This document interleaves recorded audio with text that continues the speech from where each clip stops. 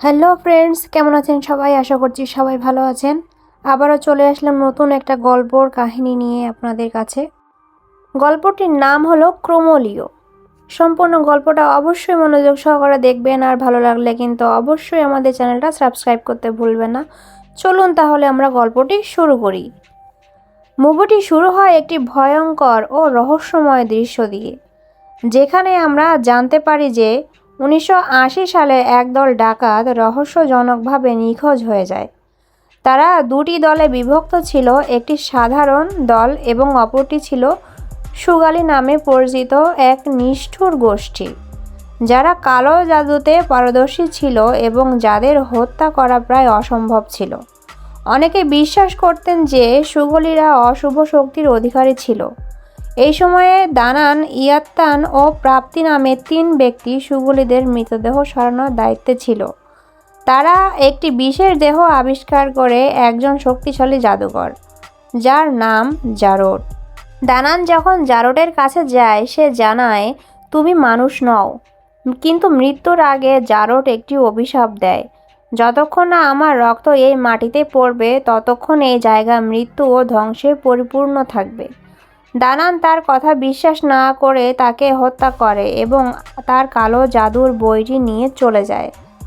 এই ঘটনার কয়েক বছর পর পত্রিকায় প্রকাশিত হয় যে সুগুলিদের হত্যা করা হয়েছিল, কিন্তু প্রকৃত কারণ অজানা থেকে যায়। এরপর উঠে আসে দুটি নাম, ক্রোমোলিন বেরাস ও পল বেরাস, যাদের বলা হতো কফিন বহনকারী। 10 বছর পর কাহিনী এগিয়ে যায় 1994 সালে, যেখানে জিয়া নামের এক তরুণী তার বন্ধু দিকাককে নিয়ে মায়ের অন্ত্যেষ্টিক্রিয়ার যোগ দিতে আসে। তবে গ্রামে প্রবেশের সাথে সাথেই অদ্ভুত ঘটনা ঘটতে শুরু করে। ঝড়ে হাওয়া তৈরি হয়ে যায়, চারপাশের পরিবেশ বদলে যায়। গ্রামবাসীরা তাকে ভয়ের চোখে দেখে এবং বলে, তুমি এখান থেকে চলে যাও। জিয়ার নানা নাওং তাকে সতর্ক করে, রাত নামার আগেই গ্রাম ছেড়ে চলে যাও। রাতে গ্রামের চারপাশে অদ্ভুত আত্মারা ঘুরে বেড়াতে শুরু করে। দিকা হঠাৎ আকাশে কিছু ছায়ামূর্তি দেখে, তারা কফিন বহন করছিল। এরা ছিল ভয়ঙ্কর লাপর, একদল আত্মা যারা পূর্বে নিহত সুগলির প্রতিশোধ নিতে এসেছে। এদিকে মেলি নামে এক মেয়েকে তার মা ক্যাবিনেটের ভিতরে লুকিয়ে রাখলেও আত্মারা এসে তাকে হত্যা করে। রক্ষীরাও একে একে মারা যায়। নাং তখন নিজের হাতে থাকা একটি আয়নার ব্যবহার করে বুঝতে পারে এই আক্রমণের পিছনে আছে ক্রোমোলিন নামক এক দানব। নাং দ্রুত লবণ মেশানো বুলেট দিয়ে আত্মাদের দূরে সরানোর চেষ্টা করে। এই ঘটনাগুলোর পর এক ব্যক্তি ইয়ন্ত জিয়াকে জানান, তার বাবা জারোড ছিলেন এক কালো জাদুকর। তার দাদু নাং তাকে হত্যা করেছিল। মৃত্যুর আগে সে পুরো গ্রামকে অভিশাপ দিয়েছিল। জিয়ার রক্তের মাধ্যমে এই অভিশাপ আবার সক্রিয় হয়েছে।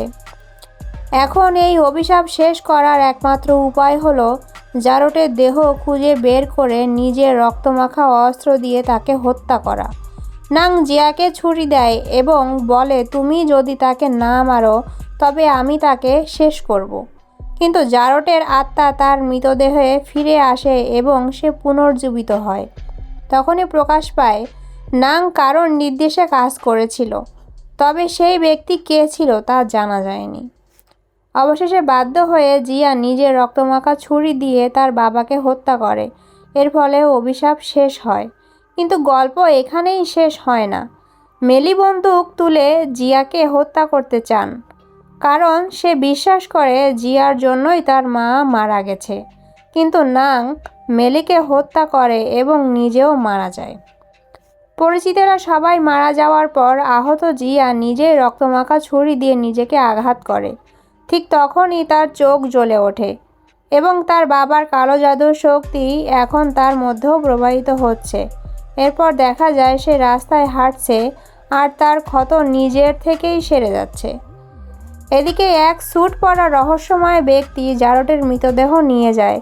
তার কথা শুনে বোঝা যায় সে বহুদিন ধরে এই শক্তি খুঁজছিল। এই ব্যক্তি হয়তো জারোডের শক্তি নিজের স্বার্থে ব্যবহার করতে চান। ভবিষ্যতে কি জিয়া এই অভিশাপের বিরুদ্ধে লড়বে, নাকি সে নিজেই কালো জাদুর নতুন বাহক হবে? এই প্রশ্নের উত্তর মিলতে পারে সিনেমার সম্ভাব্য সিকুয়েলেন্স। আপনি যদি সিনেমাটি দেখে থাকেন তাহলে কমেন্ট করে জানান কেমন লেগেছে। আর ভালো লাগলে কিন্তু অবশ্যই আমাদের চ্যানেলটা সাবস্ক্রাইব করতে ভুলবেন না, আর পাশে থাকা বেল আইকনটা অন করে দিবেন এরকম নতুন নতুন আরও ভিডিও পাওয়ার জন্য। তো সবাই ভালো থাকবেন, দেখা হবে নেক্সট কোনো এপিসোডের সাথে। ততক্ষণ সবাইকে ধন্যবাদ।